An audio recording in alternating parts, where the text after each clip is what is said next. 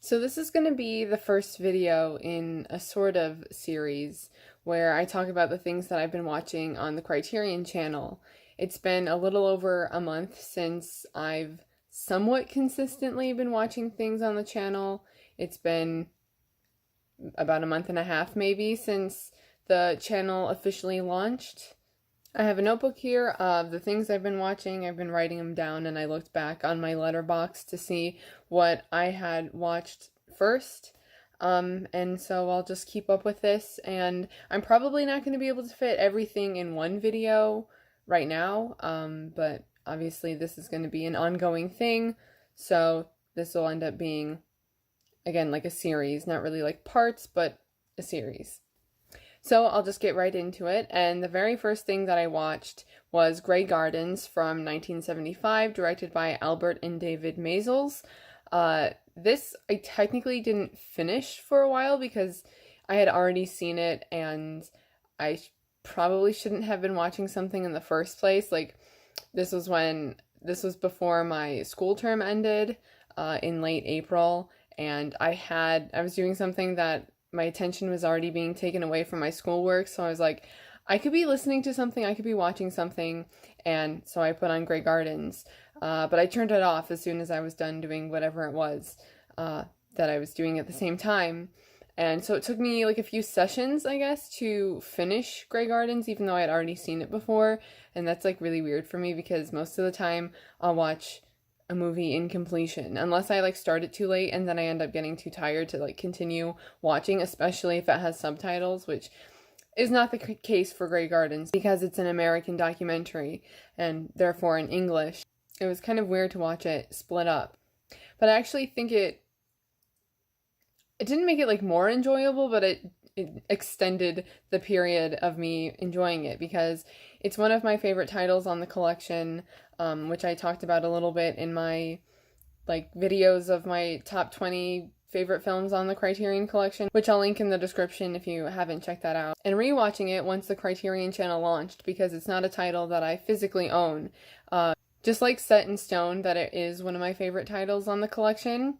And so Grey Gardens is, again, a documentary about the Beales. There's Big Edie and Little Edie, their mother and daughter, and they live in this house called Grey Gardens, but they don't have enough money to keep up with it and take care of it and kind of take care of themselves. Like, I keep on meaning to look up more about their actual financial situation, well, at the time, because now it's past. But they live together in this house, Grey Gardens, that they refuse to move out of. Specifically, Big Edie, she doesn't want to sell it. She doesn't want to go to a nicer place where she can afford the cost of living there. But it's more so about Big Edie and Little Edie, their personalities and their relationship and who they are as individuals. And I love them. I love Little Edie. And I could just watch her be herself, like, all day. This is actually a title that I first watched, I think when it was, like, on Hulu. Like, when the Criterion Collection, when titles used to be on Hulu Plus. I think I watched it then for the first time. And I said I was going to buy it and watch it all the time. And that never happened. But it seriously is a movie that I could just have on all the time. And it's so quotable too. Like, I say that, but I'm blanking on like literally everything that happens, and I don't want to spend too much time on each movie. Grey Gardens, Little Edie, she cracks me up. It's further down the list, but I also ended up watching the supplements. I watched a little later on after I had finished watching the movie, once I officially completed it. And one of the supplements is also like a follow-up documentary that was made pretty soon after they filmed Grey Gardens initially, but it wasn't released until 2006. At least that's the date that is on it, which is The Beales of Grey Gardens. So that's like a follow-up documentary, which I thought was also enjoyable, but I think Grey Gardens has more of like a narrative structure to it, which I guess I just prefer. But the Beals of Grey Gardens, that documentary, Edie was saying some like really funny, well, little Edie was saying some really funny things, and I was just like in awe, I guess, because she's so unafraid to be herself.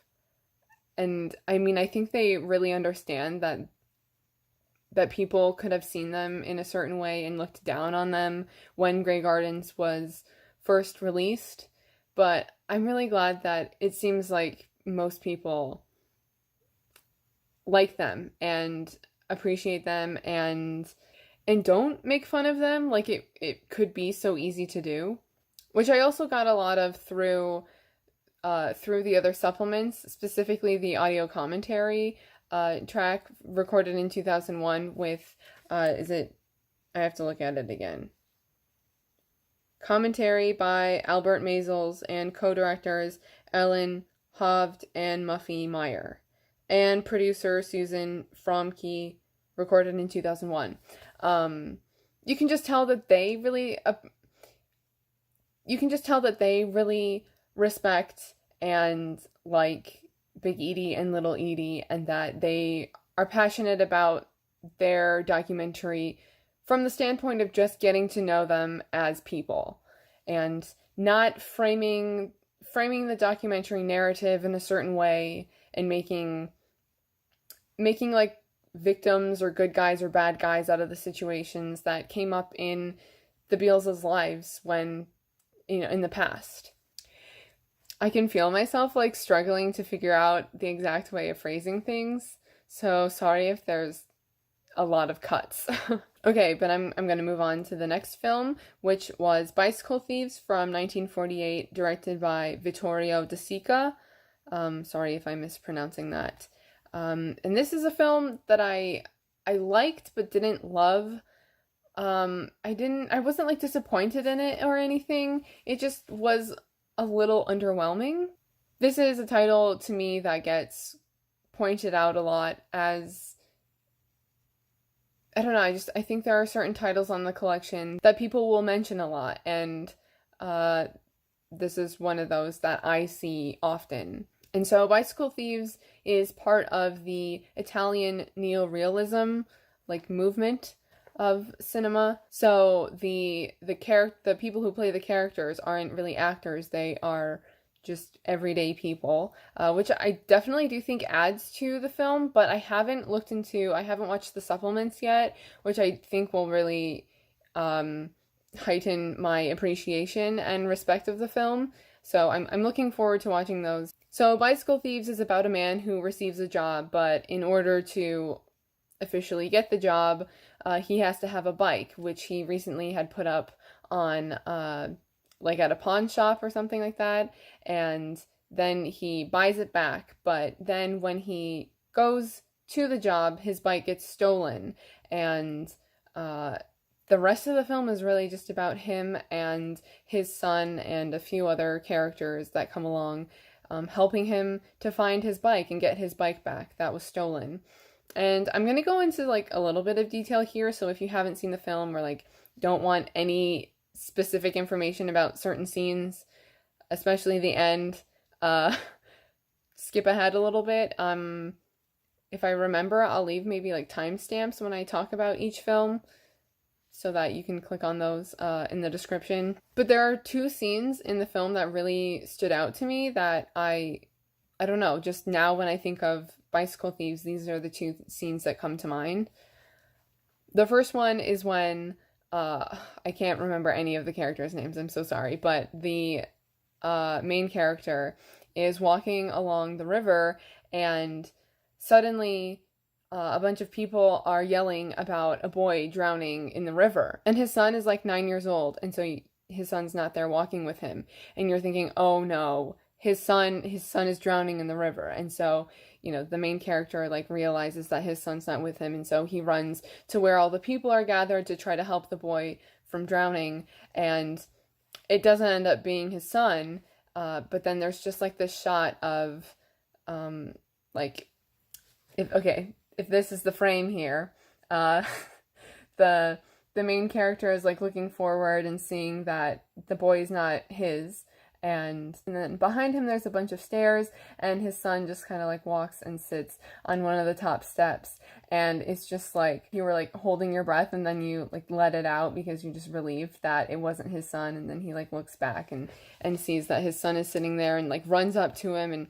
it's just like he comes to this realization that he was so concerned with his bicycle, and like, yes, getting the job is like really important, especially in Italy post World War II, but not as important as like making sure his son is okay and like alive. And then the other scene that really stands out to me is the end, when he decides, well, I guess the only option that I can think of is to steal a bike myself. And so that's what he does. And he's in this like alleyway that no one is in. And he goes, there's like the opening of a doorway, and the bike is leaning against it. And he takes the bike and he starts pedaling away from where more people are, but suddenly there are people chasing after him and yelling at him, and he can't get away with it. There's no way he's getting out of this situation like not caught and like with the bike or anything like that. And it's just such a contrast between when his bike was stolen and then this, because when his bike is stolen, there's people everywhere and no one helps him. Only like one of the guys who's in on stealing his bike in the first place. And then like it seemed like he really could have gotten away with it, but then everyone's there. It's like, where were people when his bike was being stolen? And it serves as a good contrast, I think. But it's still just so sad, because then afterwards, I mean, even though the guy whose bike it was, he decides not to like press charges or anything like that, so they kind of get off the hook. It's just the end of the film after that. It's the father and the son walking away like in tears, but they're alive, and he's not going to jail. And then the third film that I watched was The Rules of the Game from 1939, directed by Jean Renoir. I freaking suck at French R's. Jean Renoir. Jean Renoir. Jean Renoir. Jean Renoir. It's the end. I can't get it right. Okay, moving on. Yeah, The Rules of the Game. This is one that was disappointing. I wanted it to be more like, I don't know. I just had a different idea of the way that it would be satirical and like slapstick. So it just wasn't what I wanted. The Rules of the Game is about this group of people, this group of friends that get together and have like this party, and it's like hunting season, so they're like doing shooting games. But everyone is kind of in a relationship with another person, and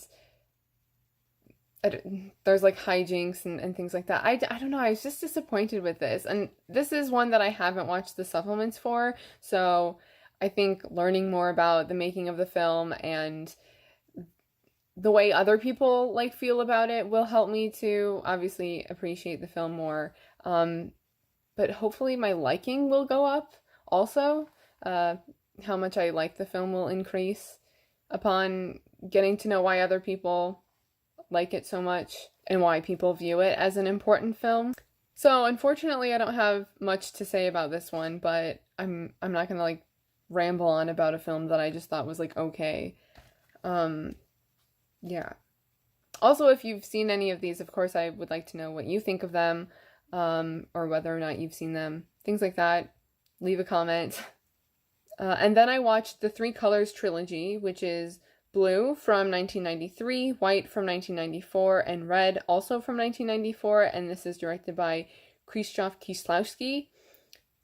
Hopefully that, like, accent areas were correct there. And these, I've watched the supplements for blue and for white, not for red yet.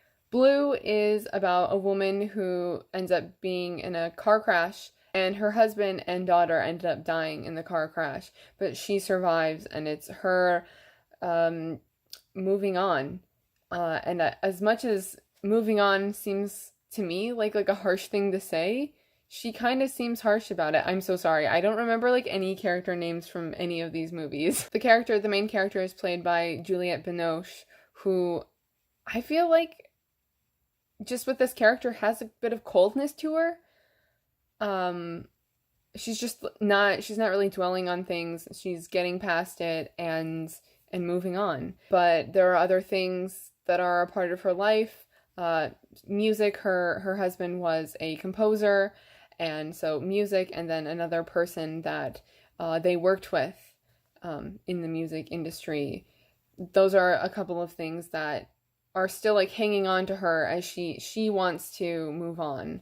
And then White is about this couple, mostly the man. They're getting a divorce, and the woman is French and the man is Polish, and the woman pretty much takes everything in the divorce, and he no longer has like his passport even, and so he has some guy that he just met, but they become friends, smuggle him basically in a suitcase back into Poland. And there he tries to make a name for himself and really create his business and grow his business. And pretty much he becomes rich in this post-socialist Poland. Which I didn't really understand the significance of the setting until I watched the supplements for this. White is definitely my least favorite of the three. Blue was good. Yeah, blue was good. I liked blue. White was all right. Red is by far my favorite, but I'll get to that in a moment. I think the supplements for White, though, really helped me the most with understanding more about the film and why certain things were done, and the meaning of the film for the director, Kieslowski. And then Red, I feel like Red is a little bit more complicated to try to explain, but it's about this woman who is a model, and on her way home, she accidentally hits a dog with her car, and she tries to find the owner of the dog to make sure it gets help, and the owner knows what happened. And the owner ends up being a retired judge who listens in on phone conversations that his neighbors have. That being like the catalyst event, her running into the dog, they sort of form a friendship, but then it also has to do with the other people that are acquainted in their lives. So there's this guy who lives a little bit down the street from the main character, the model, who you see every once in a while, and then like he's also dating one of the neighbors where the retired judge lives. And just like the characters have connections, not only with each other, but then also the neighbor guy, the neighbor guy of the model. This is when knowing names really would come in handy. But the young man, his life sort of parallels that of the retired judge.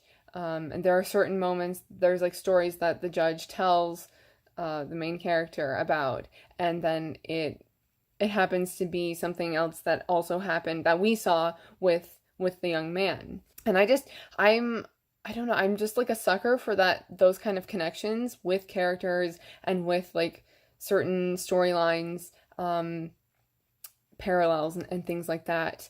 It sort of reminds me of like a Jacques Demy film. I haven't seen too many Demy films, but I don't know, just the way that the characters are connected kind of reminds me of The Young Girls of Rochefort or Lola. But I would have to say that Red is probably my favorite. Is it my favorite film? There are two movies, except for Grey Gardens, because I had already seen that. But other than Grey Gardens, there are two movies that are new favorites of mine, I think. I think I'm confident enough to say that. Yeah, and Red is one of those. And then real quickly, let's see if I can fit in one more movie to talk about. And that is Funny Games from 1997. Oh, I know that you don't pronounce his name like this. I know it's not Michael Haneke, but I can't remember I meant to look this up. I can't remember the exact, like, the correct pronunciation of his name. I'm so sorry. And this is an Austrian film that actually has a remake, an American remake from, I think, 2007 that I had actually already seen before. I don't know who directs that one, or even, oh my God, what if he also directs it? Because it's literally like a shot-by-shot replica, just in English. Like, that's the main difference. It's insane. So it felt like I had already seen this movie when I was watching it, because, like, technically I have, just with a different cast and in English, not reading subtitles. So because I had already seen the remake, this definitely had, like, less impact. Because, okay, this is one that I'm going to go into a little bit more detail. First, I'll tell you what it's about, and then I'll go into more details. So, it's about a couple of, like, teenage young guys who decide to torture a family, and actually multiple families. They go, like, house to house, pretending like they're with the neighbors, and, like, can we borrow some eggs? And then end up, like, at first it just seems like some mischief, but then you figure out that they're, like, really serious, and tragedy ensues. This is one that it's like oddly entertaining, but also with, like, the tragedy that happens, hard to watch. I find myself, like, conflicted about it, because I think it's a good movie, and I like it, but it's terrible what happens to the main family. Yeah, but the one part that I remembered the most from watching the remake is when one of the characters ends up, one of the guys ends up being shot and, like, killed. And the other guy, like, was not expecting that. He was like, hold up, why did that happen? How did that happen? How could we have let that happen? Like, my friend there is dead. And so he's, like, rethinking things. And then suddenly he's yelling for the remote. And I'm like, what the heck? I remember watching this, like, with my brothers also. And we were just, like, freaking out about the scene afterwards. So he finds the TV remote, like, in the movie. He finds the TV remote and clicks rewind. And then the movie rewinds. And then when the mom character is reaching for the gun, the character who, like, was rewinding the movie already knows what she's gonna do. And so he, like, stops it. And I'm just like, oh my God, what the heck? I shouldn't, like, again, I feel, like, conflicted, because that's part of, like, the entertaining aspect. There's, like, sort of breaking the fourth wall. There are other moments too when those two characters, like, will look at the camera and say something, or, you know, things like that. That's kind of what I meant by, like, the entertaining aspect, because it just, like, at first it, like, threw me for a loop what was happening, but then it was like, oh my God, this is actually really great. At least that's what I thought, and my brothers also thought so. Because then afterwards we kept on saying, where's the remote, whenever something happened that we didn't want to happen, or, like, something like that. Yeah.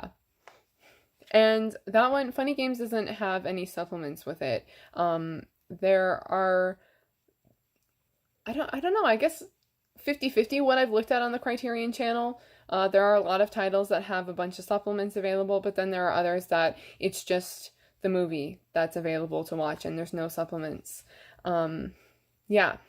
So I'm gonna run out of time now, but I will continue this as a series and continue telling you about what I've been watching, whether I liked it or not, and things like that. So, yeah, let me know what you've been watching if you have the Criterion channel. Recommend me some films. Thank you for watching, and I will see you in my next video. Bye.